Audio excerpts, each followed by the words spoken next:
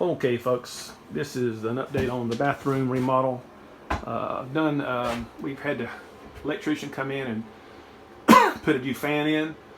Also, he moved the light from, it was over here, and so he moved it over here, and I had to patch this area here.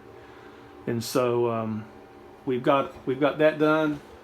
All these patch areas on the wall is where some of the molding and all was taken off. I had to take a toilet paper holder out of the wall there. Also, right here there was the supply line for the toilet originally came out of the wall right here, cut in there. So this is all just patched and ready to be sanded one more time and then painted. What we have here is, the gentleman is going to be in a wheelchair, so we're moving the valve. This is the main valve, so the valve will be, just as it gets in here, it'll be right on the left. Then this here is the diverter. There'll be a bar right here with a handheld thing, which will be supplied by the water coming out of this. Up here will be the shower head. And again, this is the diverter. When you turn it to the left, it'll be the shower head.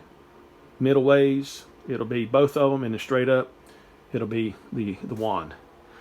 And it's a bit of a mess here, but it is going to work.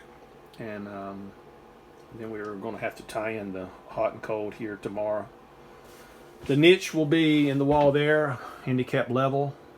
I'm going to be putting new insulation in, and then putting in this floor, and should have the Detra, the Sluter Curdy board. That's Sluter Curdy board niche right there.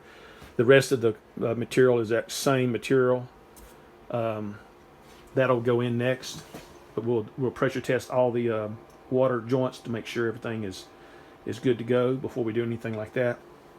But appreciate you folks following along. I know it's a mess right now, but just wanted to give you an update on kind of what's going on and how it's transpiring.